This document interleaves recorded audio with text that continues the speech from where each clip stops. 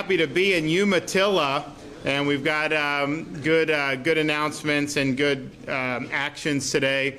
Normally, when I come to town, I'm bringing some type of a gift. Sometimes it's a check. Sometimes it's signing a good bill that's going to make life better. And today we're going to be able to help both the city here as well as one of our cities and one of the nearby counties, Plant City. So I'll get to that in a minute. I do want to recognize we've got the mayor. Chris Creech is here. We have Steve Morey from Plant City Economic Development Center. You're going to hear one of the things we're doing is for Plant City as well. We have Reps Truenow and McLean. Where's Baxley? Oh, there you are. How you doing, man? Good to see you. All right. I didn't recognize you. You look good, man. Okay. Good. We have Sheriff Grinnell, Property Appraiser Carrie Baker, Commissioner, where is Leslie here? Did she? Oh, hi. How are you? Good, good. Thanks for coming. And then we've got City Council here in Umatilla, Councilman Butler, Nichols, and Councilwoman Adams. So welcome and thank you all for coming. If you look at where we are compared to other states, and I've been saying this, and it's true, and then they keep publishing data that shows it's true. A lot of people, don't want to necessarily believe all the time because they want to try to be negative. But we have the lowest per capita debt of any state in the United States, 50 out of 50 for lowest. So if you look at like Massachusetts and some of those.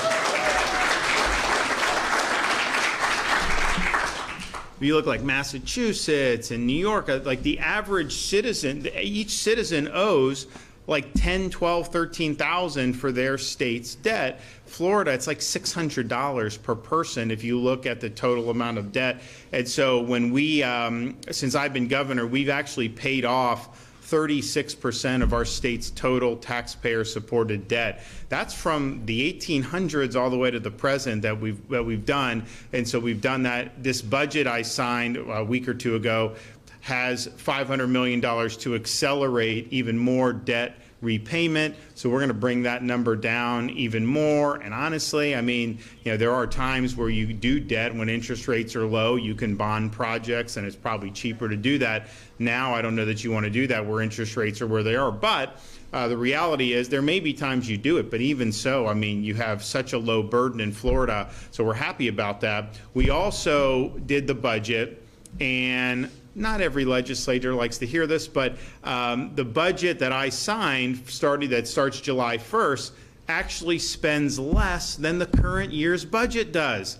Who else is spending less year over year? Certainly not in Washington. They're not spending less year over year. So we spent less money overall, but we had record funding for road construction, infrastructure, record funding for education, record funding for things like conservation. So all of the things that I think really matter to people, we're delivering in a big way, but we're doing that within the context of a budget that actually declined year over year, and we had a big budget surplus, which is likely to grow because they do these budgets based on what the estimate is going to be for revenue. And I think since probably 3 or 4 months into COVID, I think we've exceeded the estimates in terms of revenue into the state almost every month, but certainly pretty close. So this is going on 3 years, 3.5 years, where that's been going on, and they keep revising it upward. And oh, by the way, we're lowering taxes while we're getting more revenue coming in. We're getting more revenue coming in because there's a lot of things happening with Florida's economy. So you have big surplus that will likely grow going through the fiscal year. And then, of course, we did $1.5 billion in tax relief, including we did the toll relief program again. So I don't know. I mean, when you get into Central Florida, some of these tolls are really bad.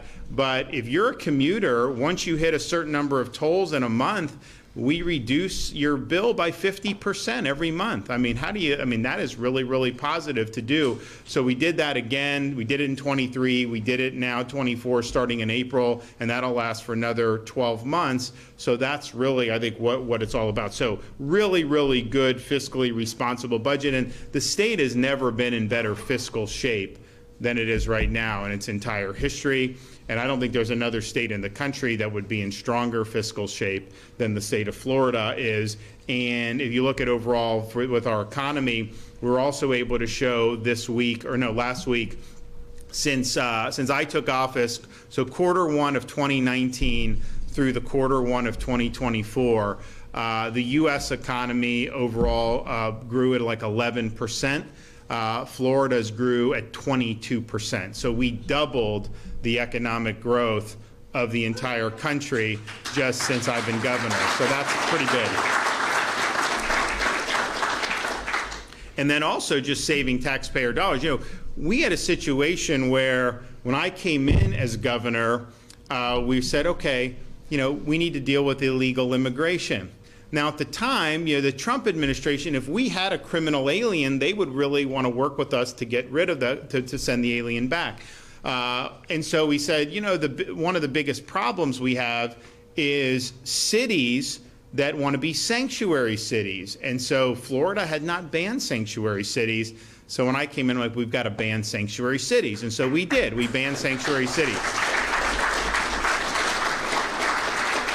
And that's just saying, look, if you have somebody, you got to cooperate, and we got to all be on the same page in enforcing the law. Well, when Biden came in, you know, he basically opened the floodgates at the border, didn't want to enforce the law. There were actually criminal aliens. We'd have people get out of prison in a Florida prison who were here illegally. We would notify ICE and the Biden, and there were some of these people they refused to pick up. Just what? They just get to go along back their business after having committed a crime and been sent to prison? Give me a break on some of this. And so we've had to do all these different things to really push back against that. We've sent people to the border to help Texas interdict. We've had National Guard. We've had state law enforcement.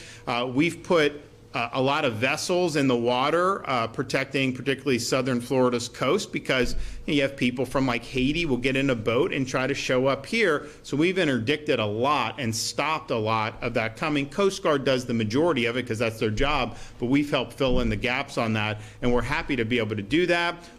We've even helped transport illegal aliens to sanctuary jurisdictions like Martha's Vineyard. You know, we're going to do whatever we can. But one of the things we did was we said, you know, we are not going to do in Florida like they do in California, driver's license for illegal aliens. We're just not going to do that. And then we said, which is good, and but that really, you shouldn't be doing that. But what if someone comes from California with that? We said, you know, we're not recognizing driver's license from illegal aliens from other states into the state of Florida.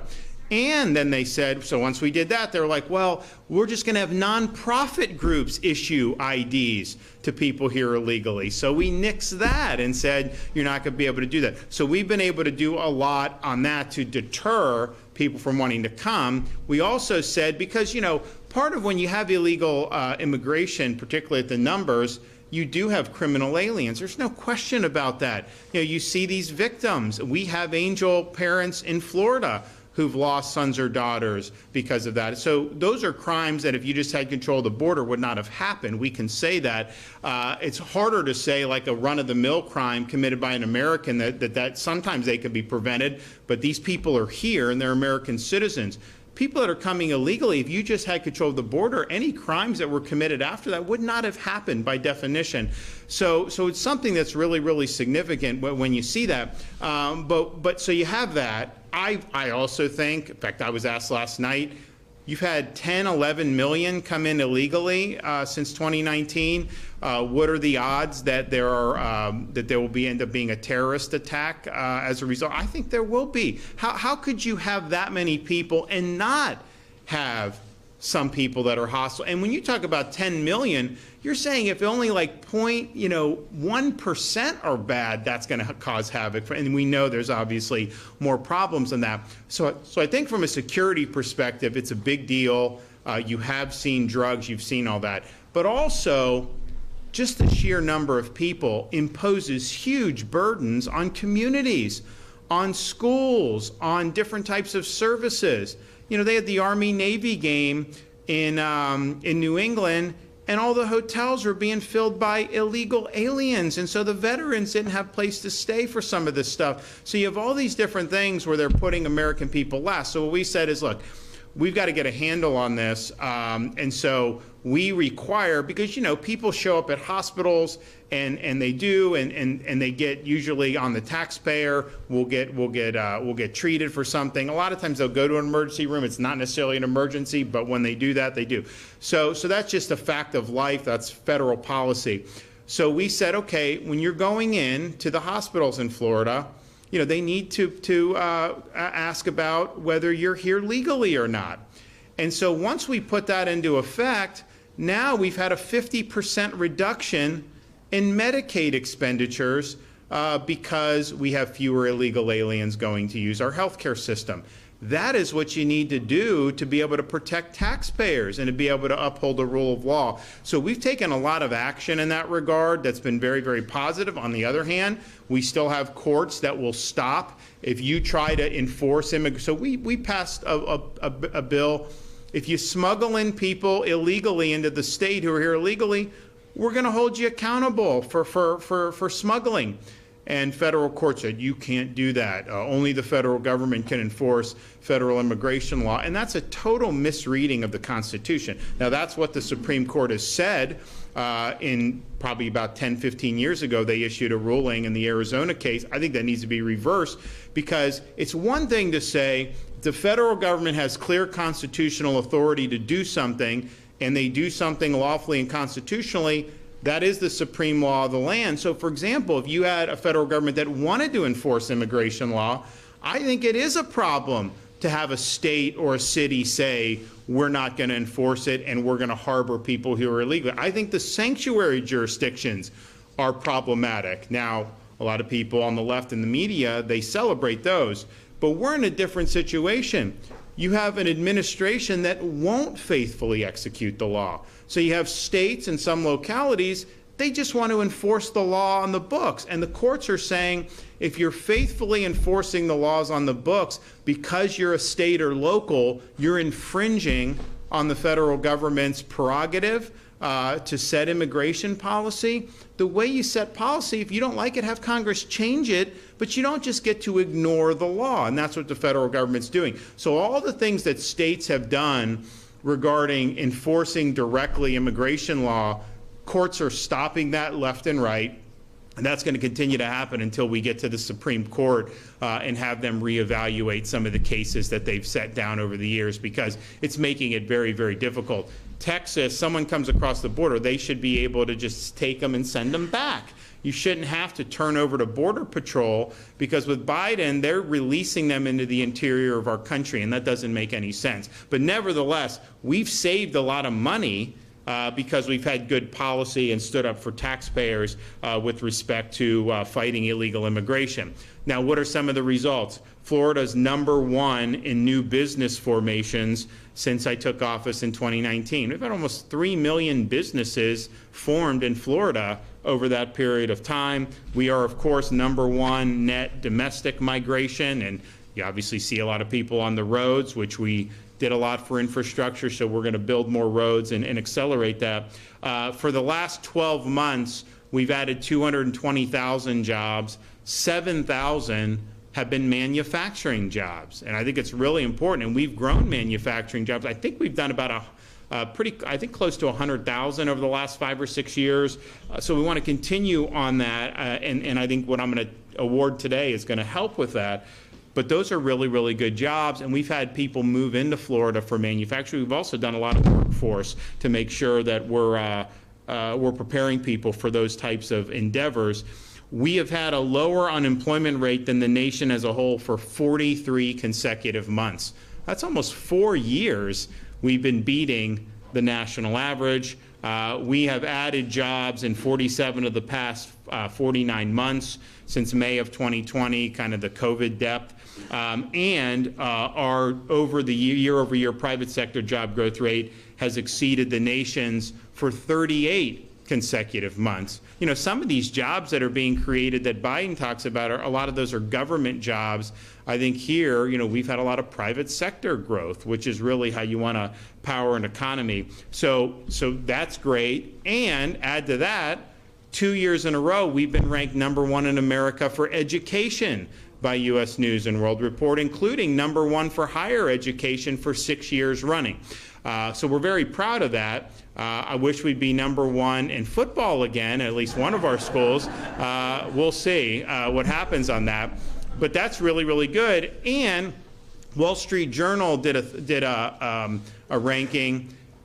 University of Florida was our top ranked school in Florida. It ranked 15 in America, number 15 overall in America, including private schools, and they ranked at the top public university in the United States. And so that's a huge, huge plus. But get this, as a Florida resident, you go to school and we have not raised tuition 1 penny since I've been governor. So it's about $6,300 for tuition. That's actually less than going to a private elementary school or a private high school in 95% of the Cape. So you can go, and education's affordable in the state of Florida in ways that are really, really meaningful. So we're proud of holding the line on tuition. Of course, we're proud that we have high-performing schools. We're going to continue to do that. We did a lot in the budget that we'll highlight in the coming weeks that we're going to continue to put the pedal to the metal on that. But this is really, really significant. And then K-12 education. We have universal school choice in Florida, so the money follows the parent and the student. So as a parent, you have options to be able to find the best school for your kid. Maybe that is your local school. Maybe it's a different public school that's a charter school that's not controlled by this local school district. Maybe it's a private school and you take a scholarship and you go there. Regardless of income, parents now have the ability to be able to make those meaningful choices. And so the state of Florida, we have more school choice than any state in the entire United States of America. And that's part of the reason why we've done well, because people are able to get in places that are really, really good and really, really positive. So there's a lot, and we did a lot on infrastructure. And I'm going to talk a little bit more about that probably in the coming weeks. But we saw a need for some of these projects, particularly in Central Florida.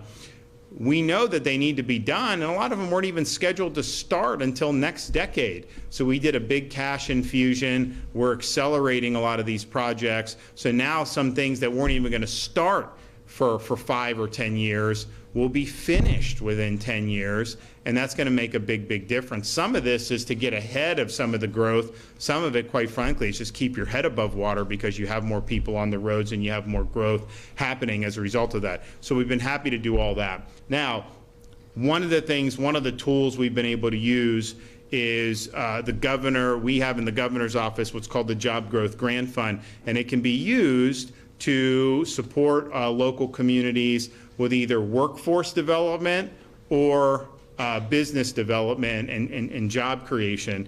And so we've been able to award, we started in 2019. I had to veto it in the COVID year because we didn't know what was going to happen, so we trimmed a lot off the budget. But we've been able to make some important awards. We've done some stuff in Lake County.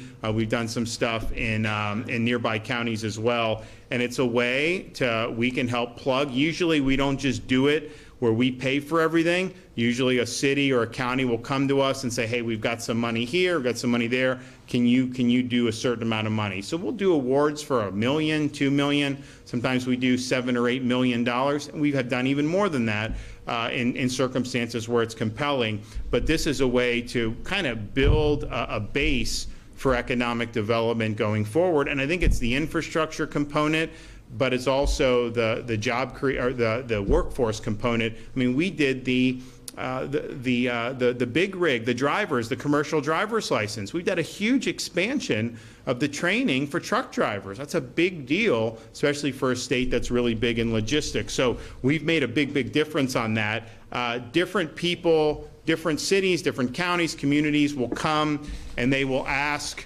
hey, we want this. They submit applications. These things get vetted. We hear from stakeholders. We try to rate, what makes the most sense, and then we make awards accordingly. So we're happy to be able to be here today to be able to make a couple really big announcements, which I think are going to continue to help fuel Florida, particularly Central Florida, as we move forward. And look, there's a lot of uncertainty about the economic situation nationally.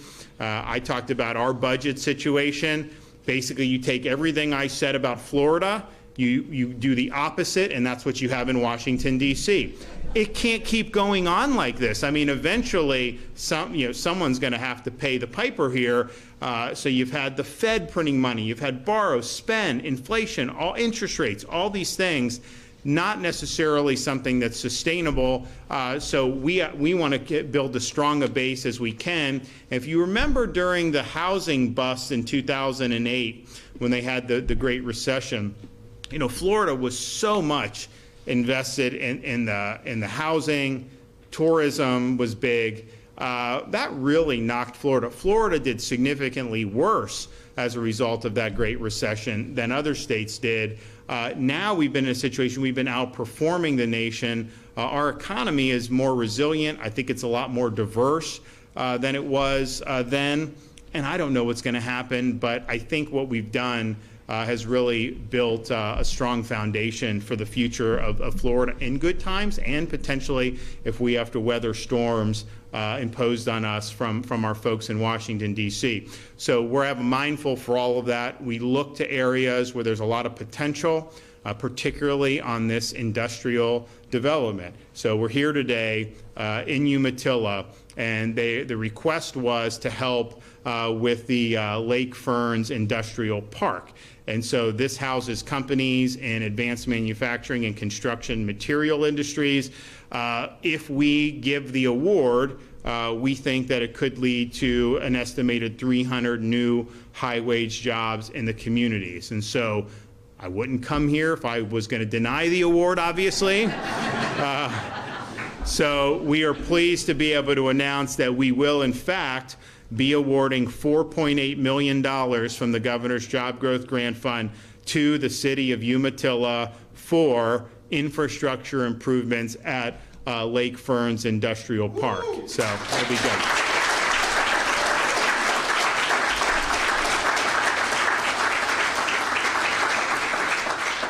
We're also here, and I'm going to do, there's others around the state, but we've got one award for out in eastern Hillsborough County, Plant City. So have any of you been to Plant City? They do the Strawberry Festival every year.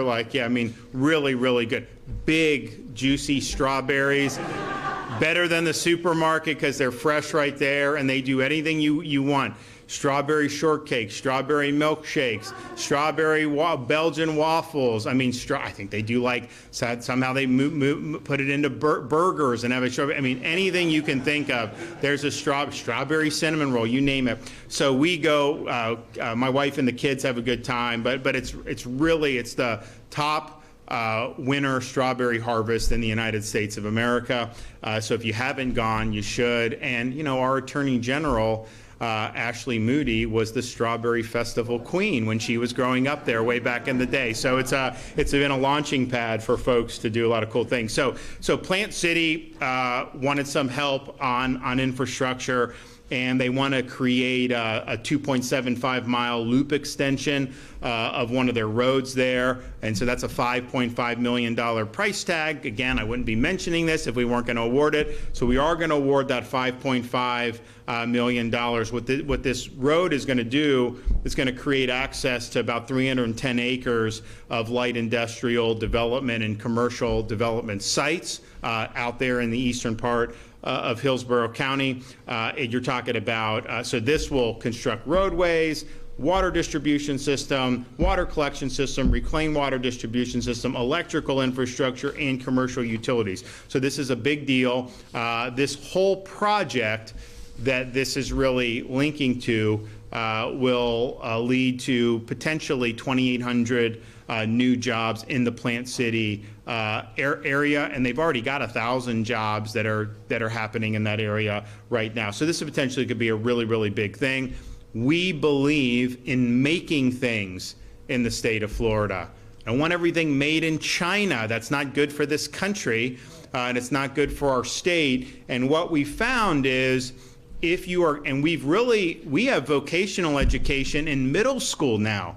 When I became governor, we were in the bottom half of states for workforce education.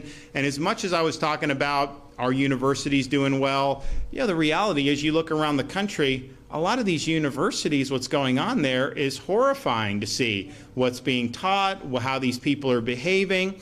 And so, yes, there's a role to have really good quality classical higher education, but there's also the acknowledgement that piece of paper is not some type of magic ticket.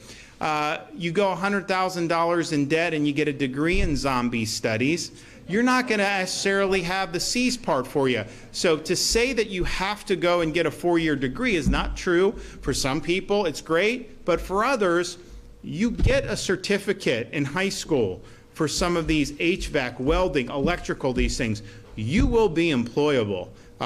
You're guaranteed to be employable. These are high demand fields right now.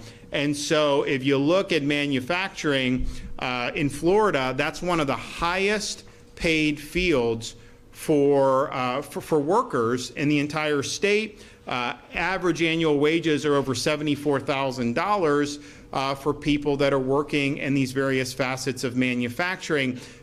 You get a college degree, deep into debt, some type of weird ideological studies, you're not making $74,000. I mean, not even close with that, because that's not really reflective of any skills that are going to be contributing. And honestly, when I see degrees like that, I wonder what negatives someone may be bringing to the table from being in some of these universities. So this is really important, and you got to do the workforce education. But then having the industrial base and having the infrastructure in place where you can grow this, that's going to be really, really good. And the thing is you have people getting involved in some of these skilled trades.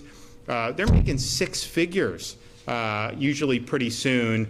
And a lot of them, because the state's growing, they're entrepreneurial, they can start their own business. You have people starting in their 20s, like a small electrical company, small HVAC company. I mean, in Florida, everybody needs HVAC.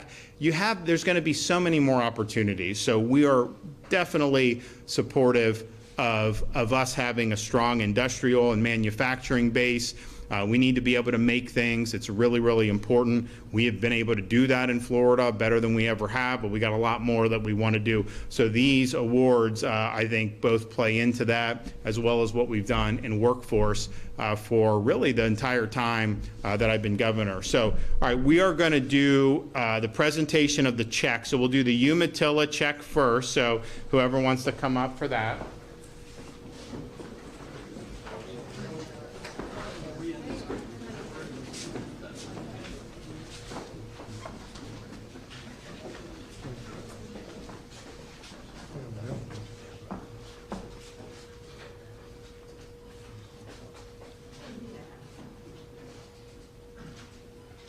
Congratulations. Who wants it?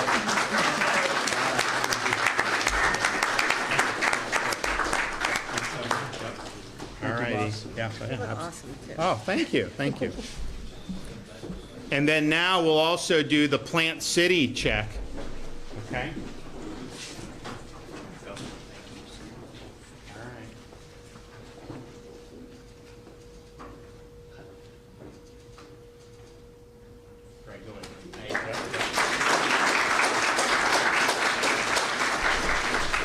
Okay, so we're going to hear from some of our speakers, and then I've got one more presentation to do. So we will start with Mayor Creech. Come on up.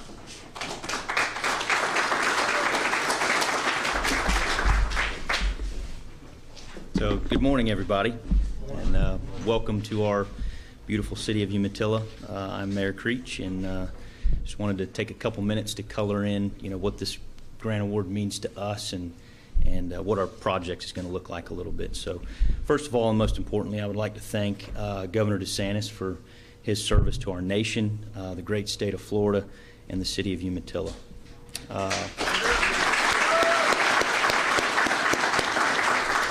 So this grant award will establish the necessary tangible infrastructure to create sustainable high-wage jobs inside the city of Umatilla. The opportunities in our new industrial park will include many trades such as contractors, plumbers, electricians, fabricators, manufacturing, and the list goes on and on. Umatilla has thrived for well over 100 years as a citrus and farm-based economy. Unfortunately, that industry has forever changed over the last several years, and citrus alone is no longer a sustainable option for high-paying jobs in our area. Umatilla is not immune to the fast-paced growth that the rest of the state is seeing.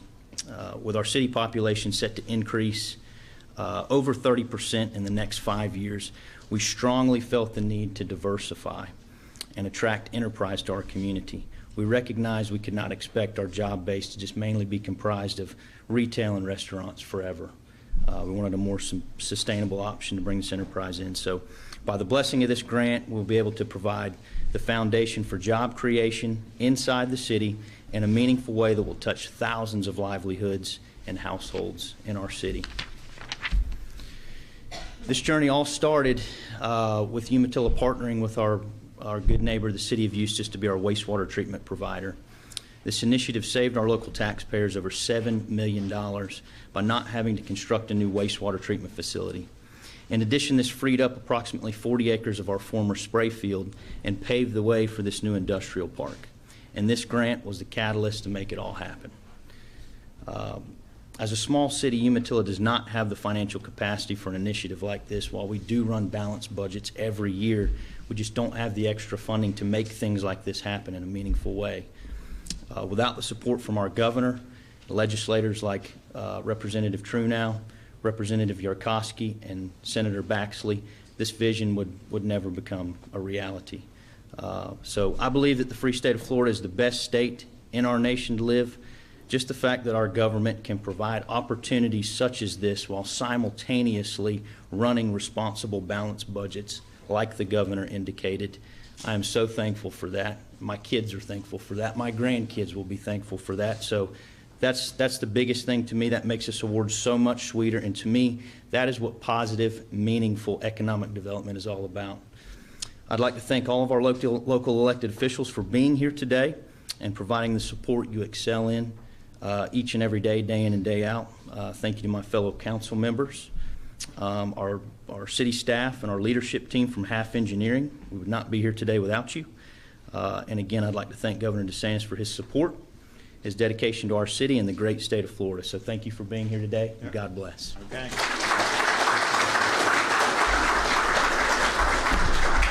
Okay, Representative Trunow.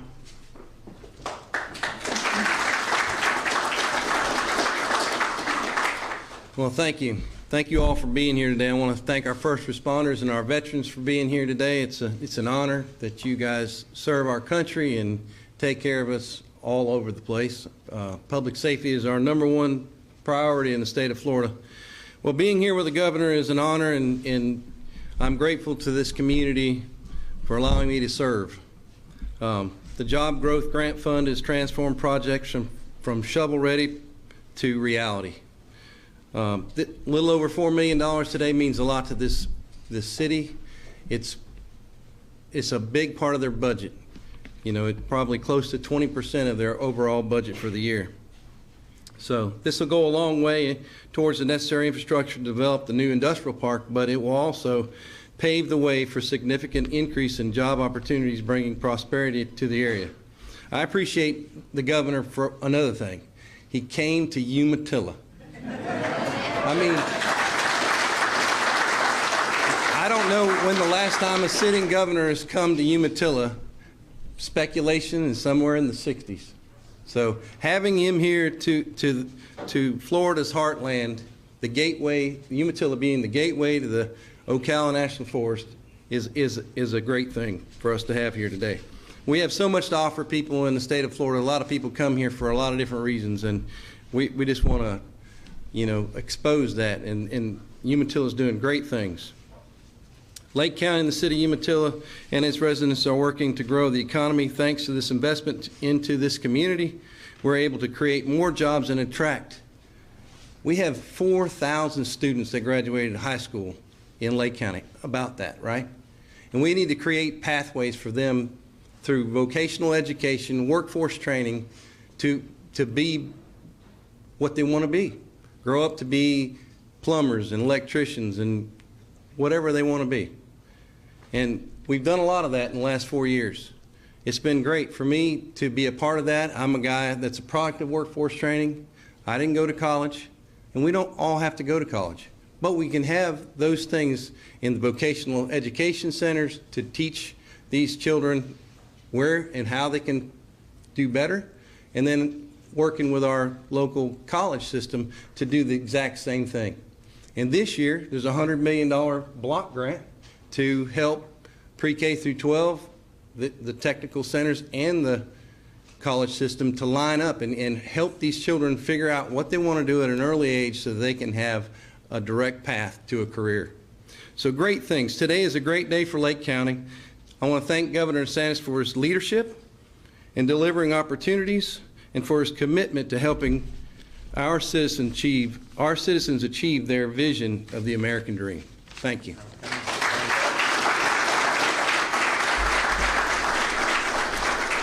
Okay, Steve, come on up, Plant City. Thank you, Governor. I'm Steve Morey. I'm the president of the Plant City Economic Development Corporation. Governor, it truly is an honor to be able to share the stage here and to thank you personally for this grant that is going to go a long way for economic development in Plant City. Yes, Plant City is home of the best strawberries you'll ever find. It's also the home of the Strawberry Festival. But just like Umatilla, it's a place where it's a strong community. The people know each other. The people care about each other. And we have a strong community organizations. We have strong leadership that wants what is best for its citizens. This infrastructure grant will provide economic growth that will bring new jobs into our community, an investment that will allow us to continue to grow and support the prosperity of Plant City. In Plant City, our motto is embracing the future while preserving the past, which I know all of you can relate to. This grant will allow us to do just that, Governor. I want to thank you for awarding the Job Growth Grant to Plant City. This is a big deal for us, and we are very grateful. To you and all of my new friends in Umatilla, you're all invited for a great big strawberry shortcake anytime you want. The Plant City EDC is right downtown. Stop by and see me. Thank you for allowing to share the stage. This is we have a saying. We have another saying. We have lots of sayings in Plant City. Another one. It's always a great day in Plant City. Well, today it's a great day in Plant City, and it's a great day in Umatilla. And finally, Governor, thank you again for your support of Plant City and all of the communities of Florida.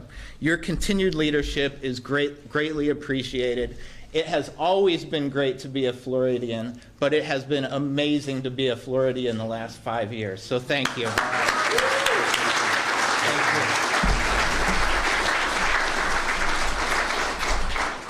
So, first governor in decades to come to Umatilla. I think I may be the first governor that my first term we did a public event in all 67 Florida counties, and we were like, did any other governor do that? No one has any proof of that, but I did go to some counties that they had never seen a governor before, so probably not.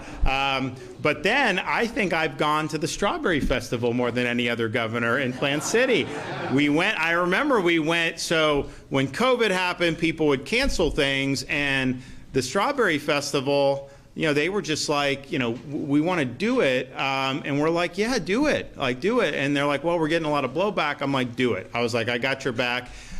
So they did. I think it was the first fair once COVID hit.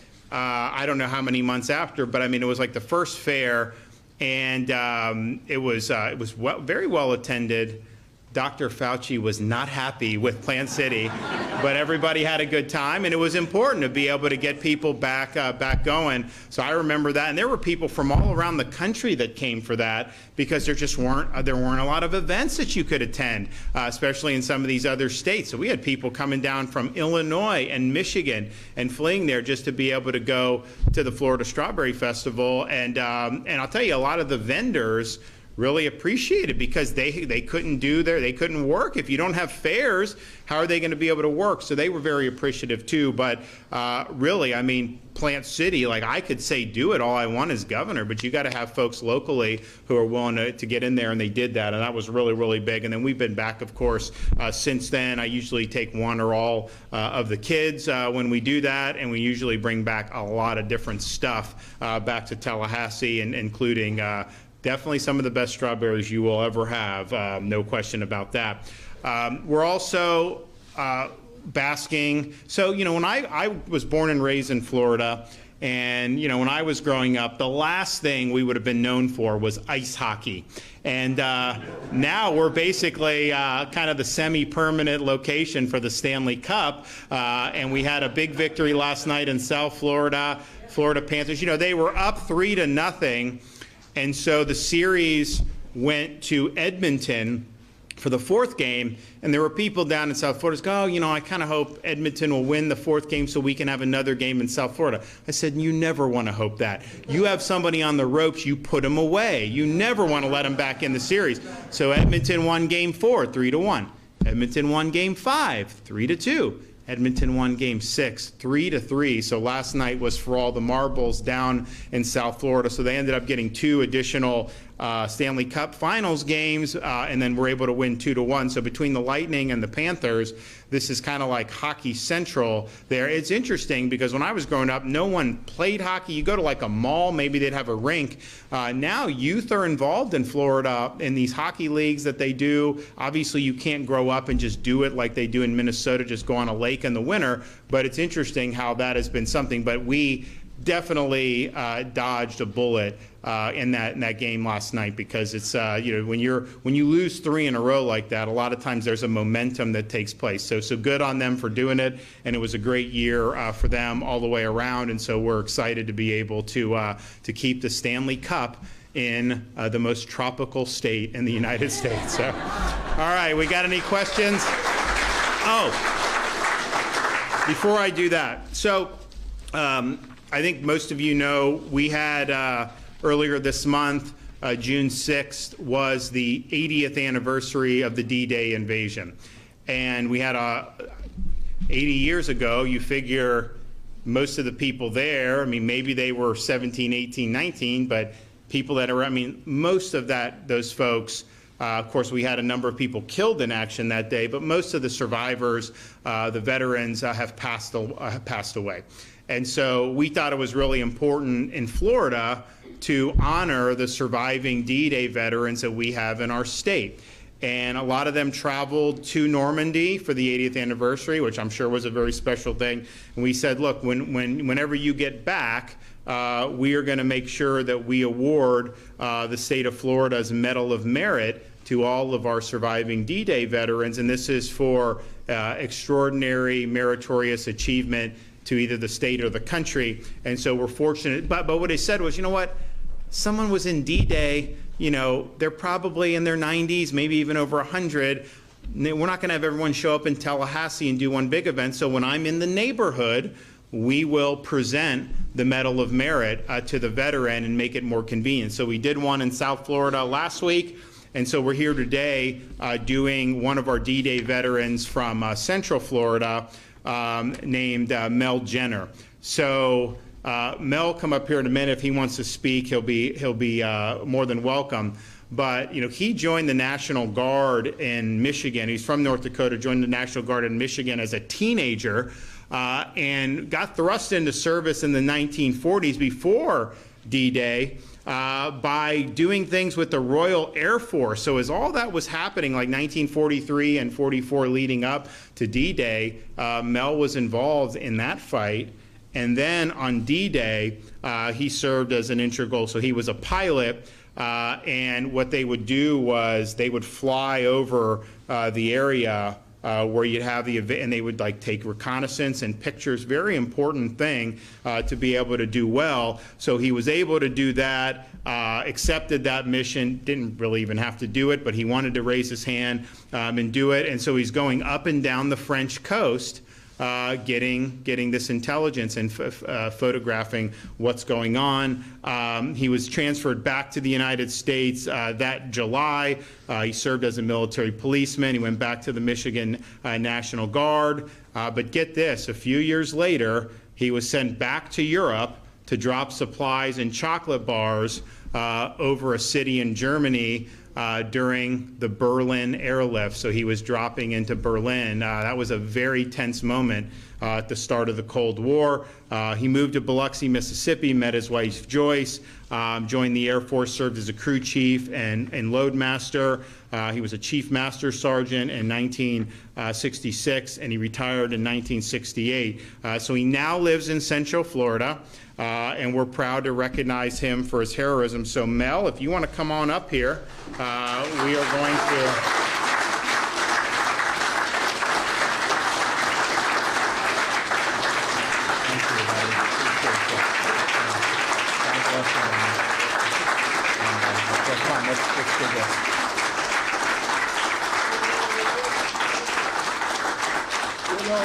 Here, come up here. And then this is a lapel pin for you too. I thank you all, Governor, that you're our governor. And we, the people of Florida, are so thankful that you're here. It has been a wonderful, wonderful month for me. I went back to France, and the people were just wonderful. And even to the little ones would stand there and give me a big salute. And the people were just outstanding in every way. Everywhere we went, they just wanted nothing but to thank us. And I walked on the beaches of Utah and saw where our boys were going ashore, and it sure didn't look the same to me. The good Lord was with us, and the sea was just as calm, and the beaches were smooth, and the obstacles were all removed. And for 70 years, I lived with that in my heart. But now, I can tell the story, and I'm so grateful to be able to do that. I'm still here. You look great. Thank you for your service. That's for you, and that's a lapel pin with your award. God bless you. Thank you. Thanks so much. Yeah.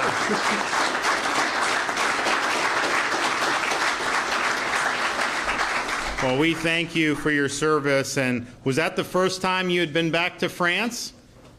Yes. Was it? Okay. Wow. I never put foot on French soil until I went back this last. Imagine that. Wow. Well, you're one of our heroes. We thank you for what you did and what so many others did when really the freedom of the world hung in the balance. And it was a remarkable military operation and really set the stage for a tremendous victory in the Second World War. And look, he looks really good for being, I mean, like, you know, it's like, but you have a lot of folks who were there at that time, have passed on. As time goes on, you're going to have less of that first-person account as the years go on. That's just the way life works. And I think it's important for us to make sure that young people understand what had been done. I'm in a situation, this is like, grandparents' age for me. So just imagine someone starting school. You're talking about great-grandparents or great-great-grandparents who would have been in that generation. And so it's not as fresh. That's just the nature of it. So we really have an obligation. Part of the reason we wanted to recognize these veterans is so that people could see, we do have some of these great valued servants that still live among us, but also we want people in future generations to realize the cost, how this was hanging in the balance, and everything that went into this. And we're not just doing it for one press conference or that. We have passed legislation in Florida, so our schools now are required to provide instruction to young students about the meaning of both Memorial Day and Veterans Day. And we just think that that's important for our state, that we're letting folks, teaching kids what it means to be an American and the people that put on the cloth of their country and put themselves in harm's way so that we would have a chance to live in freedom. So God bless you, Mel. We have some more of these that we'll award as we get a bop around the state and make it easy for the veteran to be able to come up and receive the Order of Merit. But it is very well deserved, and we can sit here today, 2024, talk about, we're proud to be Floridians, all this stuff that we've done, and all. It's great. None of that would have been possible without guys like this. That's just the